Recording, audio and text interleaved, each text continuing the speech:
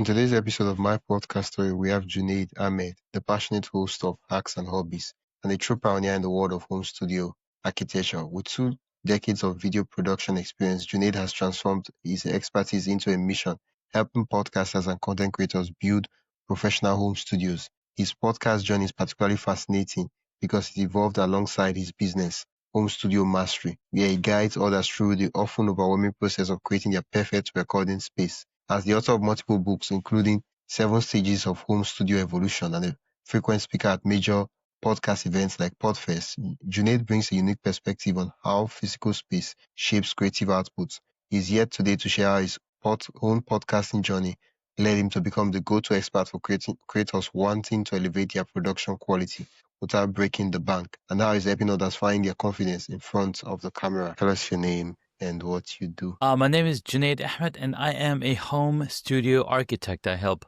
podcasters and other entrepreneurs set up their studios so that they can show up authentically on video. Welcome to the podcast, Junaid. Thanks so much. What's the name of your podcast? So my podcast is called Hacks and Hobbies, Passion to Profit Stories, and it's a podcast that helps me connect with other entrepreneurs who've taken their passion to profit. Okay. How does the podcast? So the podcast started in 2018. It started as a documenting my journey of being a podcaster. And as I continued to record those solo episodes, I started discovering I want to invite others on my show. And I started inviting people on the show back in 2018. And I've, been doing that ever since. Yeah. Well, Hacks to Hobbies, right? Hacks and Hobbies. Okay, Hacks and Hobbies. Oh, that's such a cool name for a podcast. What was the inspiration behind the name? Was it like, oh, I'm just going to run with the name, or like, oh, yeah, here's the name of a podcast, I should work with that? So I come from a background of user experience design, and I have a ton of hobbies, right? So from woodworking to photography to filmmaking to cycling, beekeeping, like all of these different hobbies that I have over the years. And it all started with me documenting my beekeeping or my beekeeping journey. And I was like, hey, how cool would it be? So even if you go and listen to that first episode that I produced in 2018, I really didn't know what I was going to call the podcast. Threw in some ideas of what the podcast might be called, but it wasn't till a few episodes in that I was like, Hacks and Hobbies, that's got a ring to it. It's got, it's something that's memorable. Yeah. And I was like, let's go with that. So that's how I picked the name for the podcast. Yeah, it's amazing because a lot of podcasts or intending podcasters, they're like, well, I have this idea for a podcast, but I don't even know what I'm going to call it.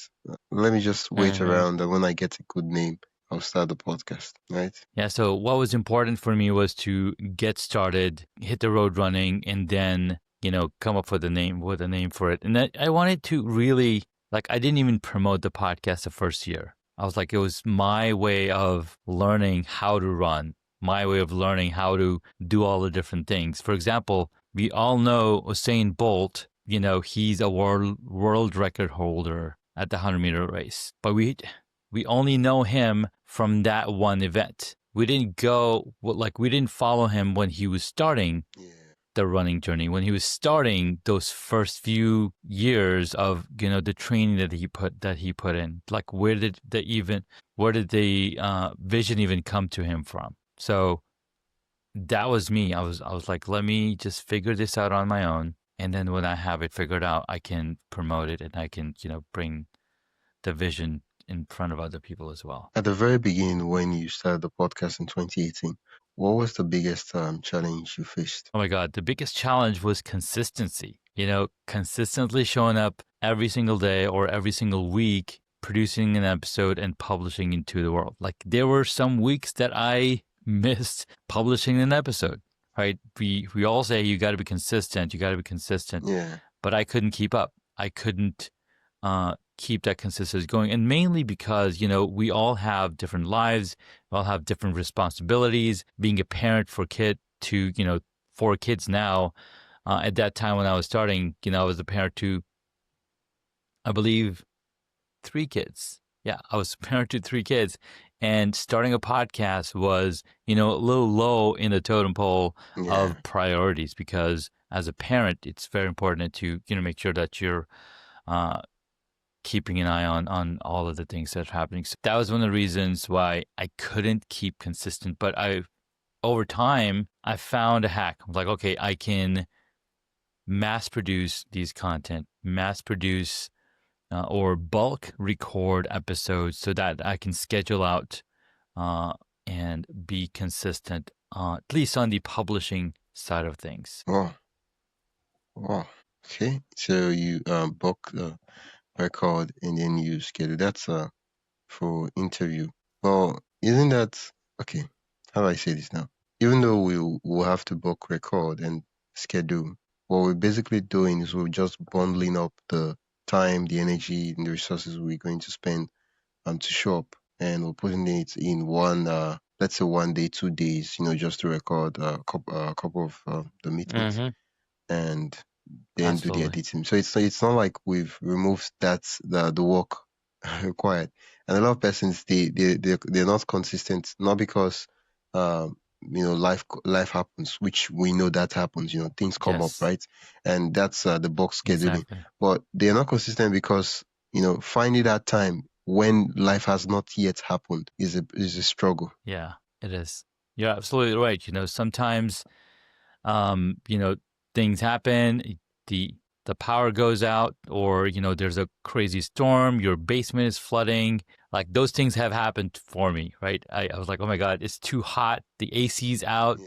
You can't really control those kind of things. But when you bulk produce content and think about what people are looking for, and sit down and actually do the work of not just recording, but coming up with the ideas that you want to share on the podcast. And that makes it easier for you to then produce the content and push it out, and schedule it out for the listeners. So they're not feeling that, hey, that podcast didn't happen.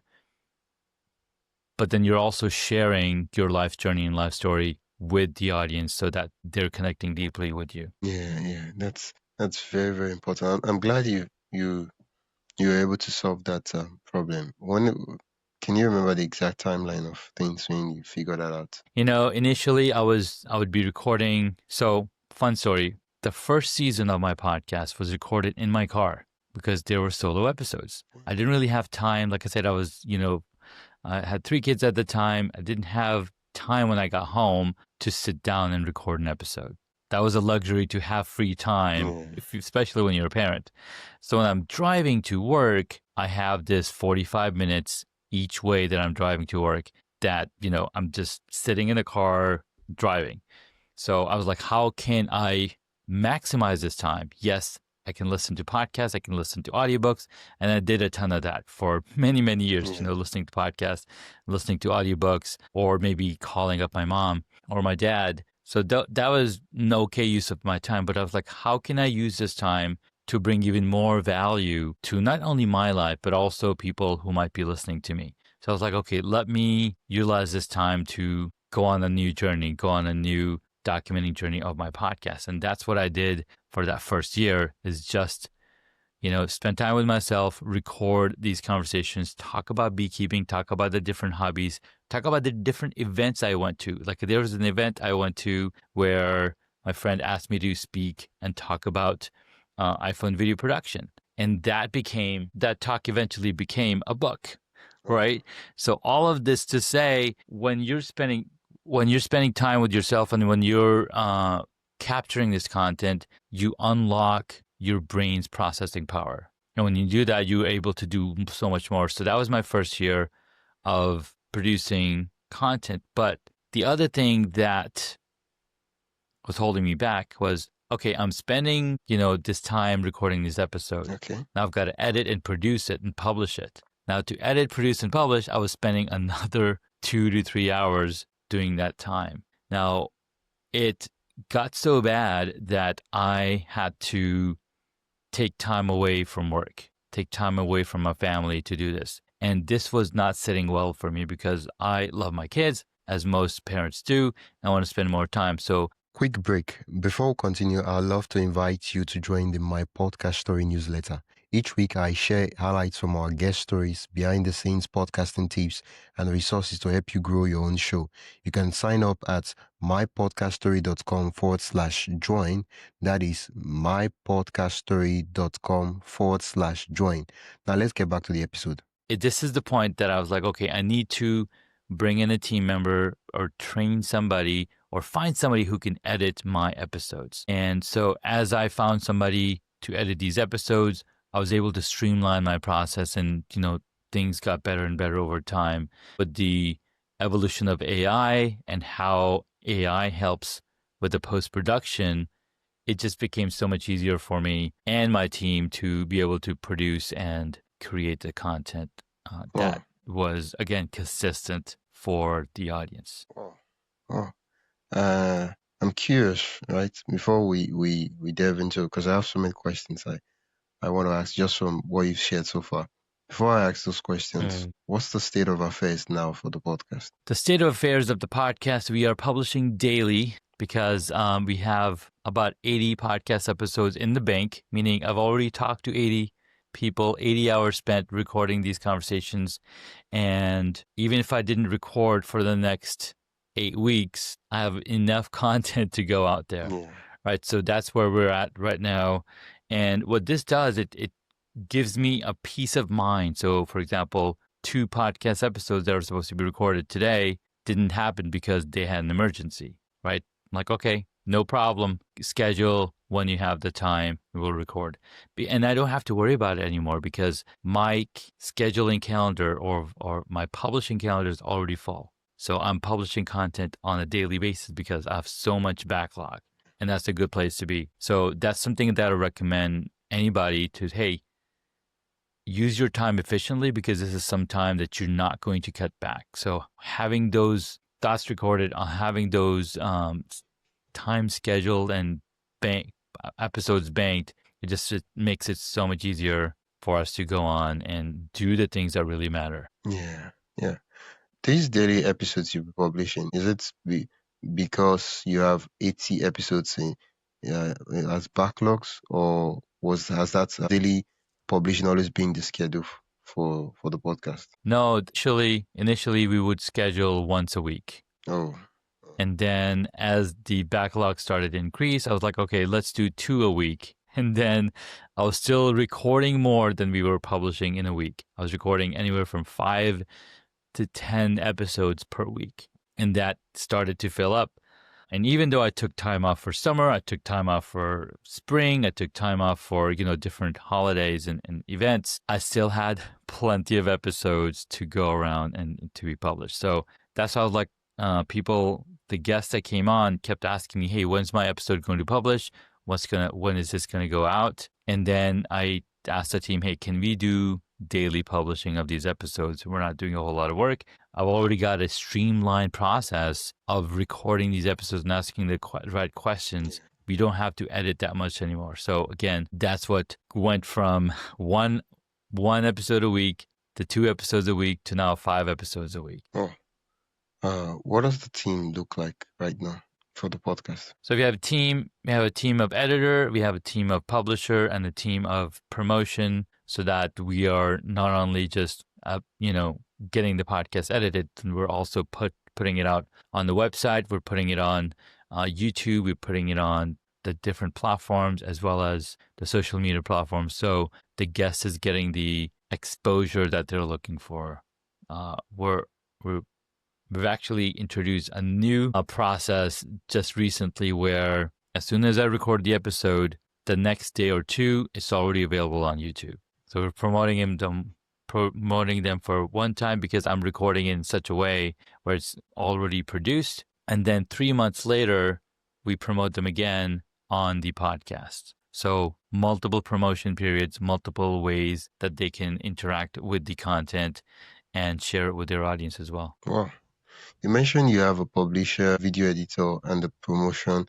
I'm curious, how's the publisher different from the promotion? What's the difference between those two? So when so the publisher takes care of the content being available on YouTube, Spotify, website, and LinkedIn.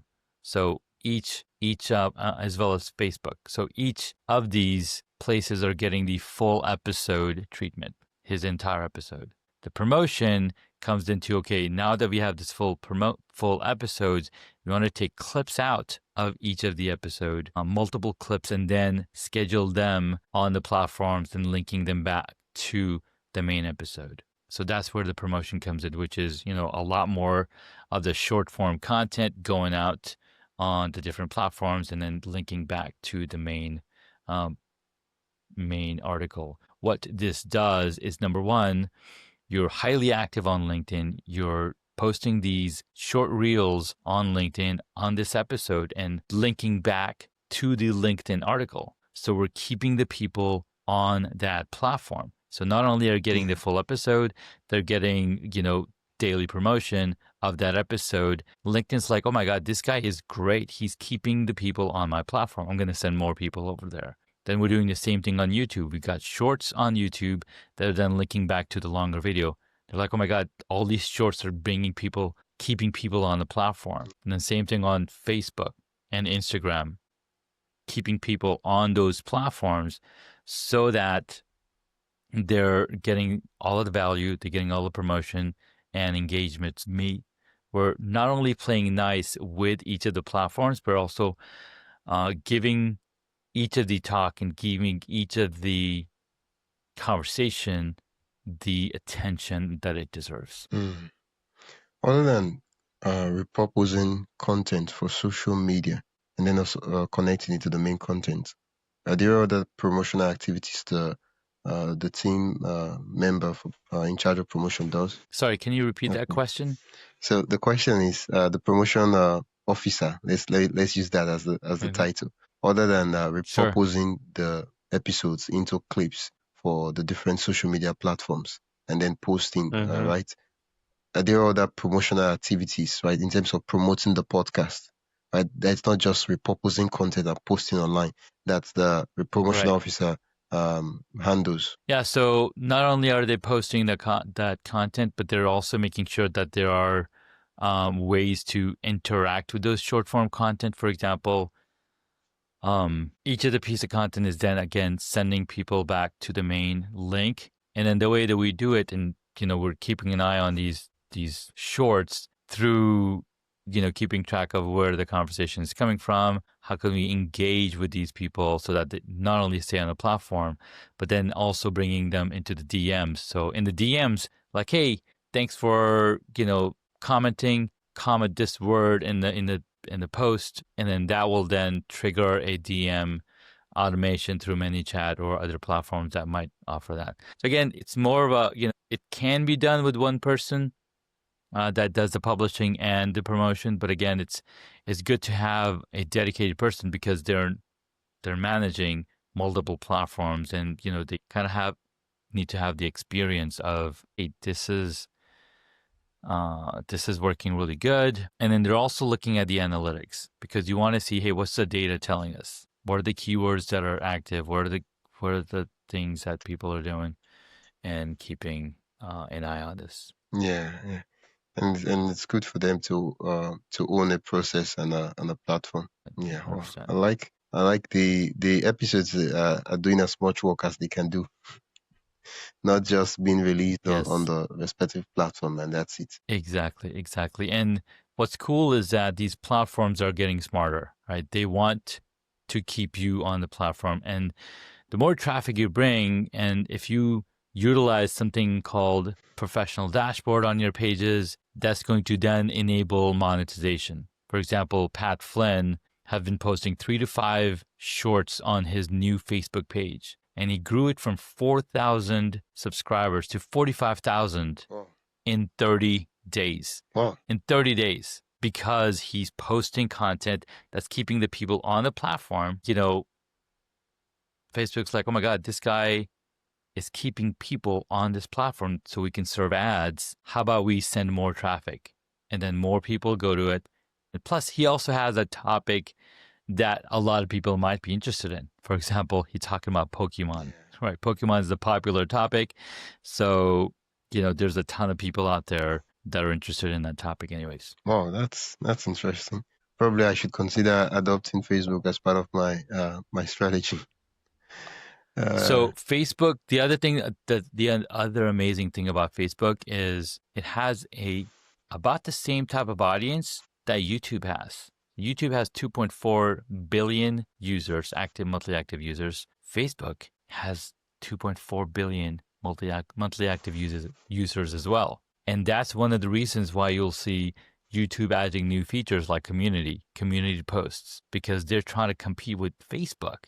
Right. And then the cool part is the same people that are on Facebook are also might not be on YouTube, but they're on Facebook because there's a ton of grandparents on there. There's a ton of people that are doing commerce. They're running business on Facebook. So again, Facebook is a really, really powerful platform if you're considering doing business in the near future. Yeah, and Facebook is older than YouTube. Yeah, right. Yeah, Mm-hmm. yeah. So it's the age factor. Is it? Yeah, Facebook is than older. YouTube? Yeah, Facebook is older. Probably. Yeah. Yeah, I think 2003. Yeah, Facebook.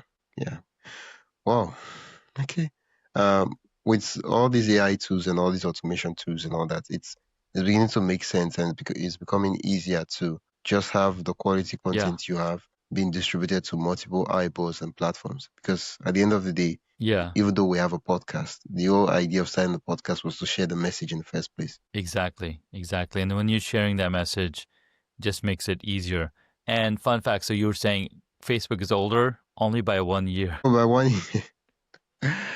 So YouTube came out February 14th, 2005, and Facebook came out February 4th, 2004. Wow. Both around Valentine's. So Valentine's Day is... YouTube started as a platform for a dating site. Facebook was put together so Mark Zuckerberg could connect with this girl that was on campus. Yeah. Wow. Fun times. The funny thing is that I'm looking back at my introduction to these platforms, and I just realized that I knew Facebook for a long time before I even knew YouTube. That YouTube is a thing. Like I had an account of Facebook. I was connecting there before. Like, okay, this YouTube, this is fantastic. I should be using this platform. And so for many persons, that's the case. Yeah, for sure. You at the beginning you mentioned that you started the podcast because you wanted to go beyond just listening to audiobooks and all that, and create something for yourself and also for other persons, right?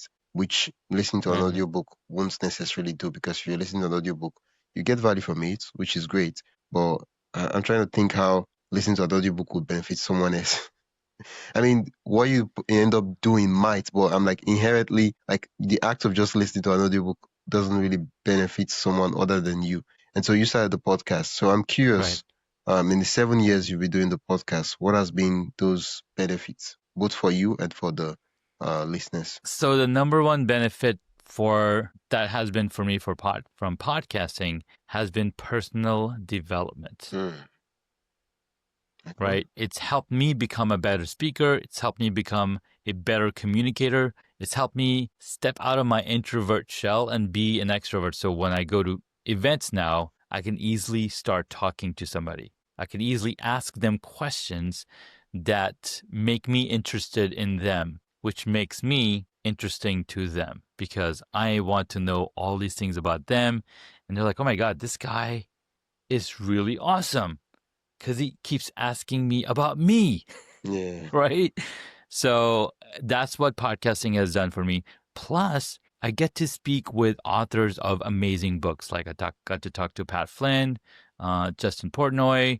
I'm going to be talking to Heather Parody. Like all of these people have gained so much experience over their entrepreneurship journey, right? So you're getting the information from the source. You can ask them literally any question that the book might have not answered. And what's been really amazing is as I talk to more and more book authors, I'm becoming a book author. So I've written 5 books so far. I've showed you one earlier. Yeah. That's the other thing, right? So you're learning firsthand from somebody who's already walked the path. And now you're able to put that together in a form that other people are also interested and looking forward to building in their own journey. Yeah, okay. We've talked about the book parts, yeah, that benefits others. Yeah, right. Have you just a question to help make it more specific. In the 7 years you've been doing podcasts, which of the listener feedback um is your favorite? Like stands out in terms of you can still remember the moment I just mentioned the word. That's a great question. Listener feedback is something of a unicorn for me still. I'm still waiting on that listener feedback. But when I do meet people in person, they tell me, "Oh my God, I listened to your podcast. It was really great. You have really good questions. You have really good conversation with the people. You're bringing the best out of them."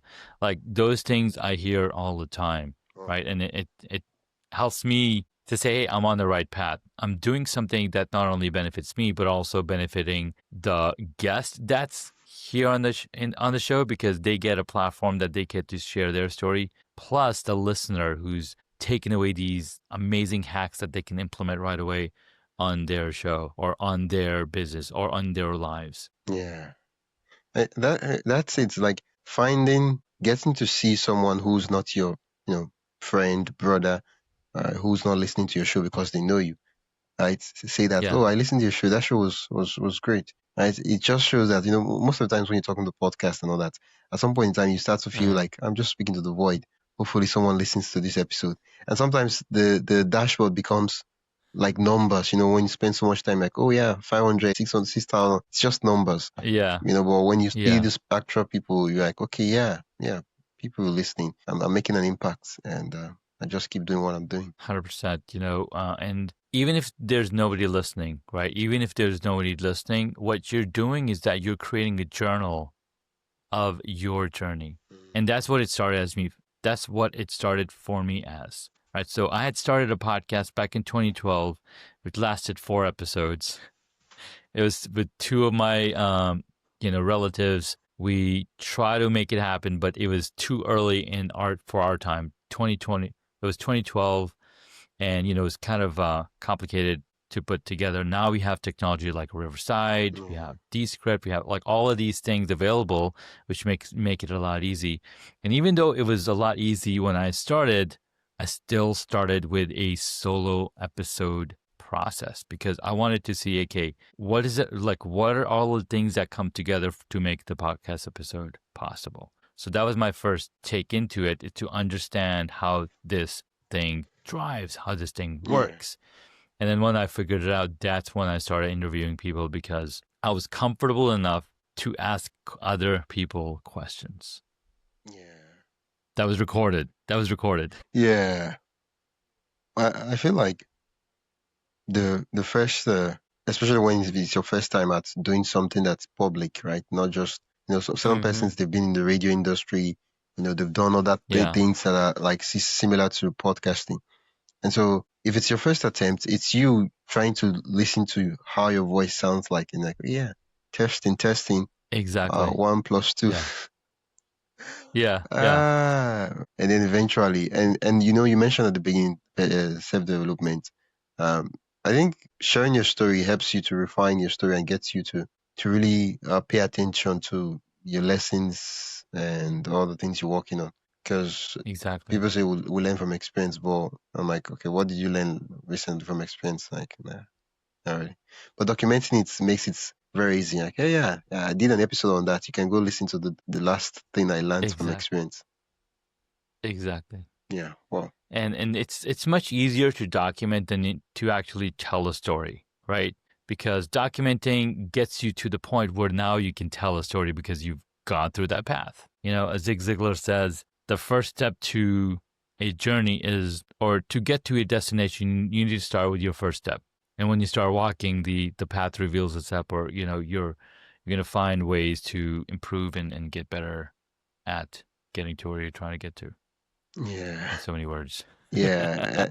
And it ties us back to the same thing that happened at the very beginning. That most podcasters don't start an episode their podcast because they don't have a name yet.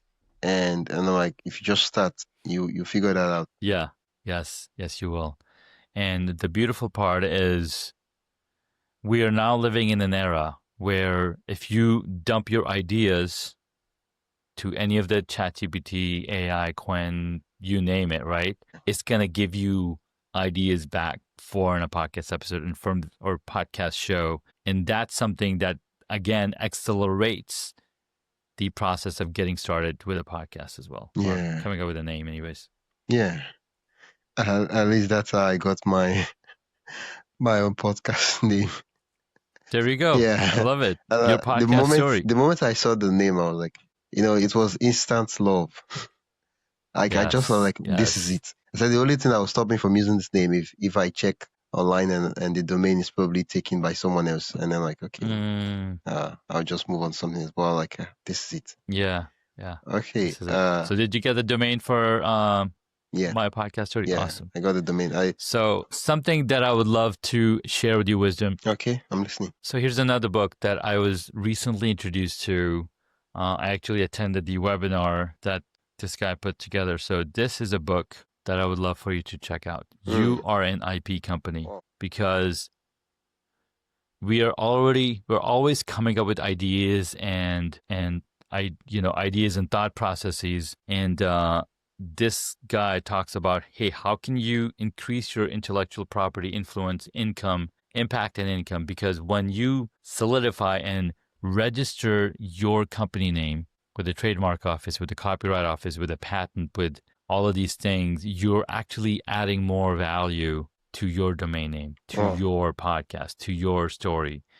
And some of the examples that he shares, and the number one example that he shared was how Taylor Swift, do you know who Taylor Swift is? Of course you do. Everybody in the world knows Taylor Swift. When she published her first album, she went and registered her name, Taylor Swift, as a trademark. So there's nobody else in the world with that same name. The other reason that she registered it, so nobody else could sell merchandise with her name on it, because it's a registered trademark. But to date, she has over 300 trademarks registered in her name.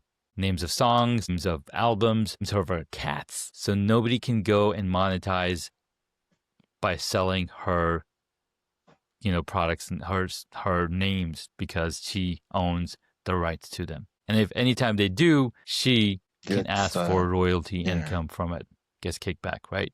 So that's one of the reasons why you want to register your name, have it, saved, so nobody else. Yeah, thank you for that. That's the next book I'm going to check out.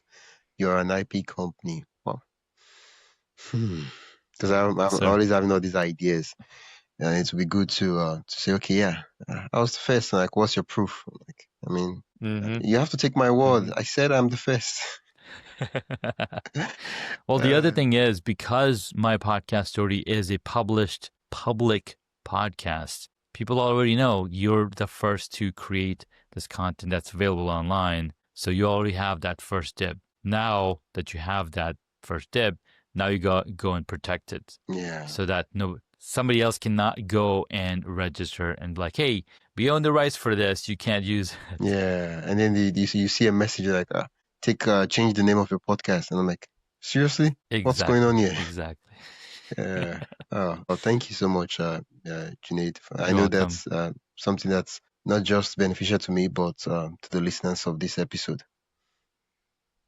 Absolutely, man. I'm always here looking to help and look at things from angles that maybe you might not have seen it, right? So I discovered it last week, and now I'm telling literally everybody that I meet about this. Yeah, it's very important, because I know I've watched movies, read the news of similar struggles and instances of where companies have been ripped off because that's true. I think there was a movie I watched where the lady was pitching a business idea to a business, and before the meeting between the lady and the business investor. The investor had gone around and bought all the possible name combinations domain for that business name she was pitching. No way. And Oh my God. for me, it was, first of all, a lot of people consider that wicked, but in one way or the other, it just showed that the lady did not do her due diligence, because now everything that she wanted to call the product, he had the domain. So if anytime she promoted, the traffic will come to the business partner. And that for me was like, oh, I need to get a domain. Wow, that's amazing. Yeah. That's insane. Yeah. That's insane. What's your process looks like for the podcast from idea? Now you're doing interviews, so from idea of a guest to interview down to now we've published it. Great question. So it all comes down to who the guest is and do they meet the criteria of being a certain far away in their own journey, plus do they have a compelling story to tell. So once they match that criteria, they can come on, be a guest on the show. Now, to be a guest on the show, they fill out a form that I provide and they find a time on my calendar to record the episode. Once they fill out the form, I have everything that I need to produce the episode. I take the information, I plug it into my template to say, hey, this is the person, this is what they're going to talk, this is what they're about. Let's pull a few questions from their journey and kind of like figure out what that's going to look like, what that conversation might look like. So I've built a ChatGPT template around what questions I want to ask, what's the direction I want to take the conversation. So I feed my chat, here's a new guest, and here's the information about them. So then chat creates the entire episode run of the show for me to then run the show. When the guest comes on, I use those questions to ask the guests and talk about their journey, talk about the different things that they did, if they're an investor, if they're a real estate person, if they're a movie producer, like all of the different things they'll share based on those questions. And then once the entire episode is recorded and handed off to my team, which then they take a look at the transcript, they take a look at the episode, they edit everything, clean it up, and then it's ready to publish on Spotify, YouTube, Facebook, and all the different platforms that we have decided to publish the episode. Once that happens, we inform the guest, hey, your episode is live, here, please check out the links and promote as you will. And then we also provide additional content to them so that they can continue to promote the episode. Yeah. Well, that's a pretty refined process. Do you have SOPs, checklists, and all that for, since you have a team now?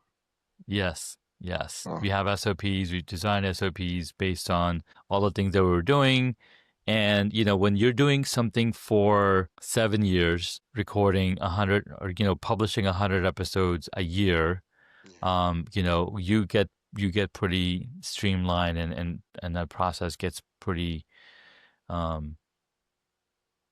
efficient over time. Yeah. So I'm constantly bringing in new things, but, also making sure how to keep that thing going. Yeah. What do you use for as the system, the SOPs? So is it Notion, Trello? We just use the good old Google Sheets. Oh, cheap, free, and cheap and free. Dependable.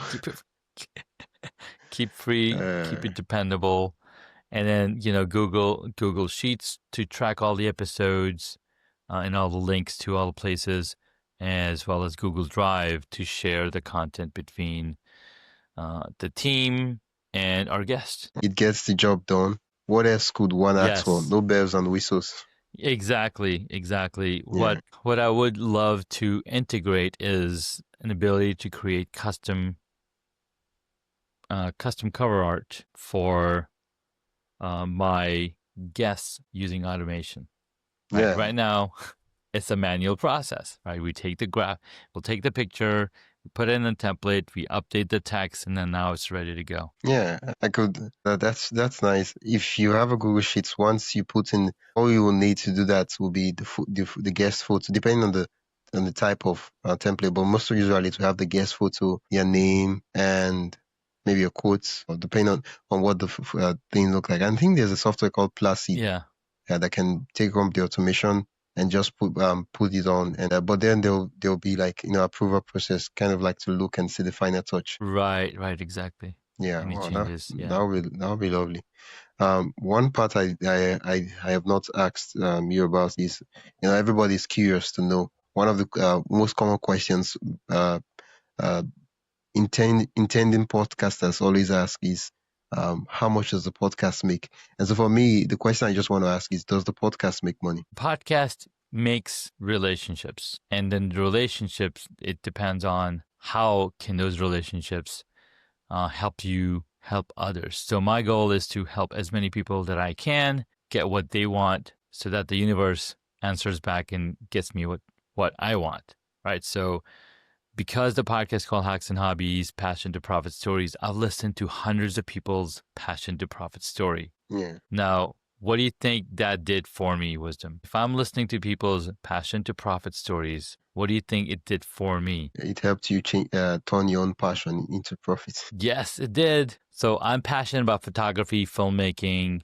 and making you look clean. Just like you see my setup, it's sharp lighting, everything dialed in. So as I was setting up my studio during the pandemic, people start asking me, dude, we're using Zoom. You're using Zoom, right? You'd like ask me, Yeah, you're using Riverside. Yeah. They would ask, we're using the same software, but why is your video so sharp and clean? And I would tell them, here's why. Wow. I've got these lights, got my camera, got my microphone, Yeah. all dialed in to give you the look and feel that I want you to see. Because I come from photography.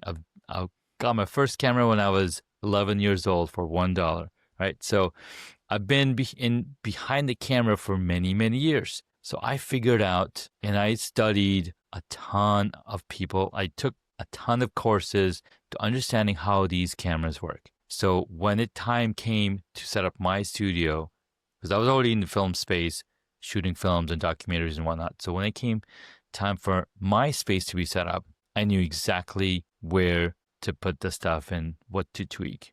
And when I did that, people saw. So what I'm doing is I'm shortening the time that's going to take them to figure out how to set up the space. I was just talking to a client of mine yesterday, and I was like, hey, why did you bring me on, and how was the experience for you? It's like, it was better than I had expected, because not only did they have a list of gear that they needed to set up their space, but also every single thing that they didn't even think about was in this list. Wow. So I shortened the time from them thinking about it to, in one weekend, his studio setup was done, as opposed to spending months and months and months. Right? So he's like, that alone is a price of entry that I'm willing to pay again and again. Yeah. Wow. So that was my passion to profit story. My passion of photography and filmmaking, helping me launch my company, Home Studio Mastery, and helping others build their studio spaces. Yeah, and of course, having conversations with guests makes it just easy for you to build relationships. Because then people say, "Yeah, that's true. I know a guy who does this home studio stuff. You should reach out to him." Exactly. And yeah. And with that, also, this book is something that I wrote, 7 Stages of Home Studio Evolution, because I was getting those same questions. What camera should I get? What microphone should I get? How do I set this up? Where do I start? I have an iPhone. So I was like, hey, here's the 7 different stages. No matter which stage you're in the right stage. Because what you need to work on is your ability to deliver that message, your ability to have that conversation. So yeah, man, that's what it. Thank you. That's how I monetize my podcast. Yeah, thank you so much. Looking forward, what are some projects you're working on or are excited to work on for the podcast? So the other projects that I'm working in, again, I am building studios for people around the US.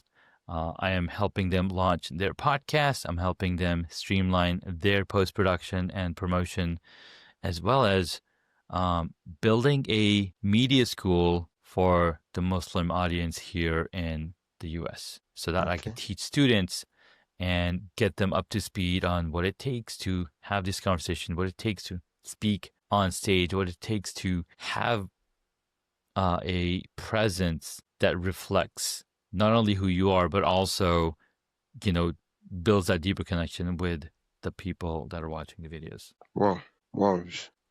That's exciting. Being in a media studio. Exciting. Expensive. Yes, a media school. Challenging, but exciting. Yes, sir. Yes, sir. Wow. That's that's lovely. Really, really lovely. And I feel like it's an opportunity to give back, and still on the idea of how can I help more people. Wow. Absolutely. What advice do you have for intended podcasters, or podcasters that are just what's the word? I need to put it into words because a lot of audio listeners, so they understand what I try to. They call it. They're on. They're It's on the called fence. zigzag, scattered. They're scattered. They're distracted. They're probably struggling on. They might want to start a podcast, but they're not concrete on what it's going to be. So go deep into journaling. Journal, what would you talk about? And if you're able to write about what you want to talk about, guess what? You can talk about it. And if you write about it, it just makes it so much easier to then talk about it. And if you're not good at writing, guess what? Just talk to yourself. Just talk in the mirror. Just talk about anything. It could be anything at all. But the reason why video is important is because you build as you go. You get better as you record, and you can see the playback. Do you follow sports at all, Wisdom? Yeah, I do. Any sports, right? People watch sports and games, right? And they're like, oh my God, he should have done this better. Yeah. Like they're pointing it out. So now if you record your own video, guess what? You have now the ability to go look back at your video and like, okay, I did this, this, and this. How can I make this better the next time? Yeah.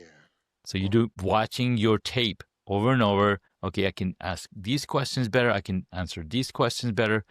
Because we're, as human beings, we're constantly growing. We're constantly improving. We're constantly getting better. And to get better at getting better, you just want to do that 1% level up. And the more time you put into the thing that you're passionate about, the better you're going to get over time. Yeah. Lindsay Sterling didn't get better at her violinist just by thinking about it. She actually did it. In fact, she was rejected on America's Got Talent when she went up and shared. And people are like, whoa, I can't pay attention. You're dancing around all over the place. Your music is so fast. Like nobody's going to like you. And now she's a multi-millionaire with albums, hit albums all over the place, right? So again, you go with your gut, keep going forward, and bring people around you that are going to be your cheerleaders, right? They're going to cheer you on no matter what you do. And when you bring those people around you, it's so much easier to get the stuff done. Wow. Thank you so much, Junaid. You're welcome, Wisdom. Where can we listen to your podcast and connect with you? All right. So I'm available on all of the social media platforms at Super Junaid. So you can connect with me on any of the social media platforms. If you want to listen to the podcast, just look up hacksandhobbies.com on any of the platforms. And you'll find the podcast episodes also on all of the different platforms that I mentioned, LinkedIn, Facebook, Instagram, etc. But again, go to hacksandhobbies.com and you'll get access to the latest episodes published, and you can listen along the journey. Yeah, well, thank you so much, Junaid. It's been an absolute delight to just listen to you. You share your story, and also the visual look has also been relaxing. Well, I'm glad. I'm happy to have, joined you on this journey. Yeah. That's it for today's episode of my podcast story. I hope you enjoyed listening to this journey as much as I enjoyed sharing it with you. If you found value into this episode, make sure to subscribe and leave a review. It really helps others discover the show. And don't forget to join the newsletter at mypodcaststory.com/join for more stories and podcasting insights. Until next time, keep telling your story because someone out there needs to hear it.